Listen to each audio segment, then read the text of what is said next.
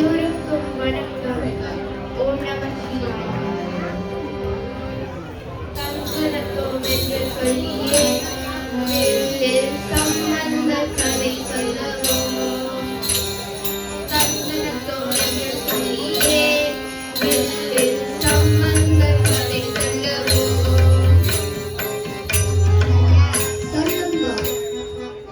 நான் சொல்லுகிறேன். அவரின் வீட்டுக்கு பக்கத்தில் வீட்டில் வசிக்கிறார். அவர் கதையெல்லாம் நாம் சொல்வது. நாம் சொல்ல போவது திருஞான சம்பந்த மூர்த்தி நாயனார் கதை. சம்பந்தர் கதையை தொடங்க முன் விநாயகருக்கு வணக்கம் சொல்வோம். நாம் எல்லோரும் பாடுவோம். கலை நிறை கணபதி சரணம் சரணம். கலை நிறை கணபதி சரணம் சரணம். கஜமுக குணபதி சரணம் சரணம். கஜமுக குணபதி சரணம் சரணம். கலைவனை வினையடி சரணம் சரணம். கலைவனை வினையடி சரணம் சரணம். சரவண பவதுக சரணம் சரணம். சரவண பவதுக சரணம் சரணம். சிலைமலையுடையவன் சரணம் சரணம். சிலைமலையுடையவன் சரணம் சரணம். சிவ சிவ சிவ சிவ சரணம் சரணம். சிவ சிவ சிவ சிவ சரணம் சரணம். உலை வரும் ஒரு படை சரணம் சரணம். உலை வரும் ஒரு படை சரணம் சரணம். உமை சிவே அமுதே சரணம் சரணம். உமை சிவே அமுதே சரணம் சரணம். உமை சிவே அமுதே சரணம் சரணம். உமை சிவே அமுதே சரணம் சரணம்.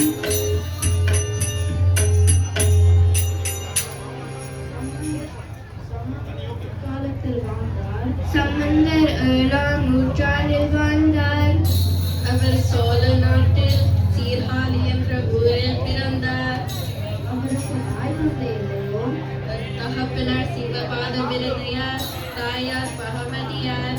செய்த தபத்தின் பலனால் தெய்வ குழந்தை பிறந்தது. குழந்தைக்கு பெற்றோர் சம்பந்தர் என பெயர் சூட்டினார்கள். சம்பந்தருக்கு 3 வயது வந்த போது ஒரு நாள் கோயிலுக்கு போகும்போது தானும் வர அடம் பிடித்தார். ஆமாம், சம்பந்தர் அடம் பிடித்தார். உனக்கு பெற்றோர் அடம் பிடிப்பார். என்னை கோயிலுக்கு கொண்டவர். தகப்பனார் சம்பந்தரை தோளில் ஏற்றிக் கொண்டு கோயிலுக்கு சென்றார். தகப்பனார் சம்பந்தரை குளக்கரையில் நிறுத்தினார். குளத்தில் இறங்கி குளித்தார். தண்ணீரில் மூழ்கின போது தகப்பனாரை காணாத அம்மா அப்பா என அழுதார். சம்பந்தர் அப்பாவை காணாத அம்மா அப்பா என அழுதார். அப்போ சிவனும் பார்வதியும் பிள்ளையின் அலகுரல் கேட்டு நந்தி வாகனத்தில் தோன்றினார். அம்பா சம்பந்தருக்கு ஞான பாலூட்டினார். ஞானப்பால் ஊர்ந்தது, அழுகை நின்றது, பிள்ளைக்கு ஞானம் பிறந்தது. குளித்து முடித்து தந்தையார் வந்தார். மகனை பார்த்தார். வாயிலிருந்த பால் வடிவதை கண்டார்.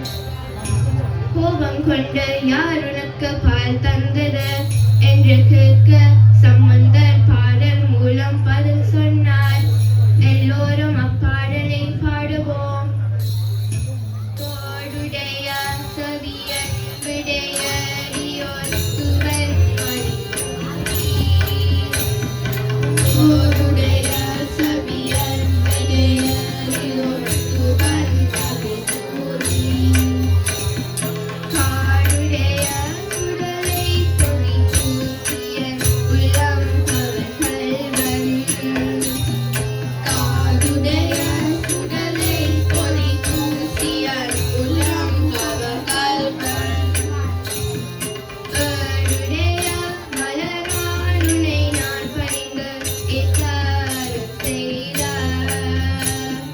தேருடைய மலராண்டை நான் பறிந்து ஏற்க அருள் செய்தார். திருடைய பிரமா புரவதிய சமாளிவன் அன்றே.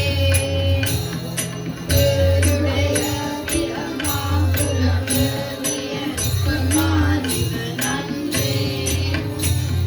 திருடைய பிரமா புரவதிய சமாளிவன் அன்றே.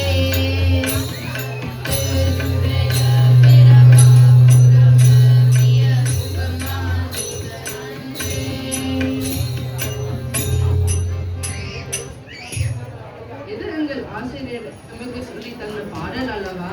ஓம் ஓம் சம்பந்தர் முதன் முதல் பாடிய தேவார பாடல் இதுவாகும். 3 வயது குழந்தை பாடுமா இதை நம்பலாமா?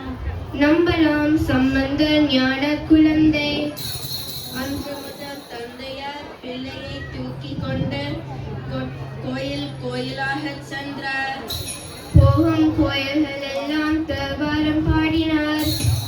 இவர் பாடிய தேவாரங்கள் திருமுறைகள் 1, 2, 3 ஆக உள்ளது. ஒரு சமயம் சம்பந்தர் மதுரையில் இருந்தார்.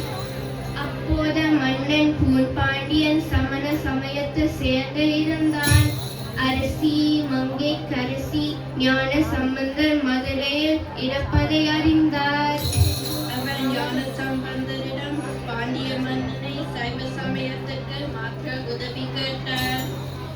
சம்பந்தர் வந்ததை சமணர்களும் அறிந்தார்கள்.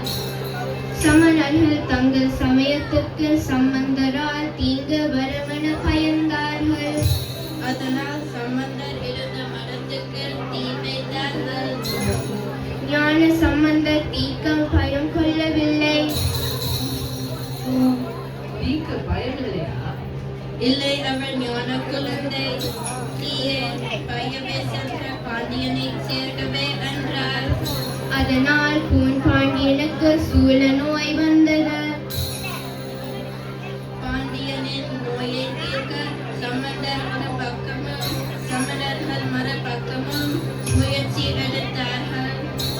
சம்பந்தர் மந்திரமாவது நேரு என்ற தேவாரி பதிகம் பாடினார். அத்தேவாரத்தை எல்லோரும் பாடுவோம். மந்திரமாவது நேரு வானவர் மேலது நேரு. மந்திரமாவது நேரு வானவர் மேலது நேரு.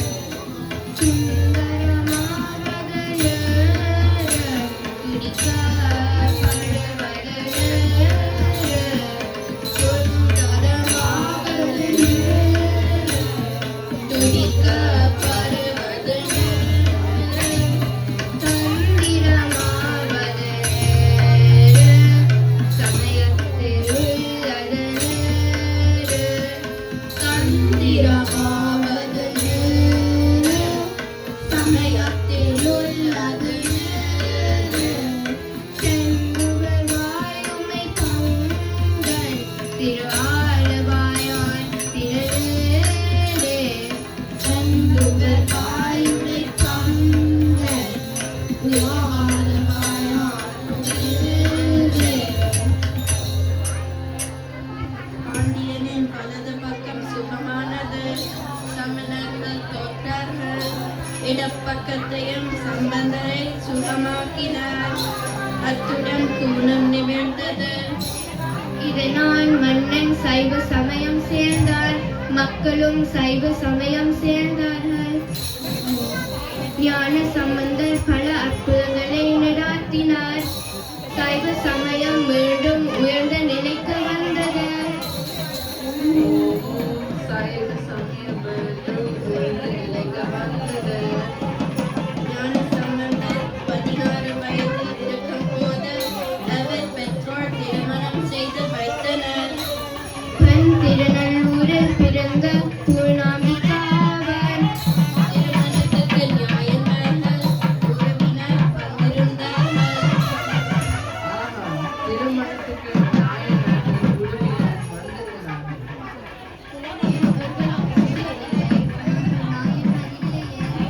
திருமணம் நிறைவேறியதும் ஒரு அசரீரி கேட்டது.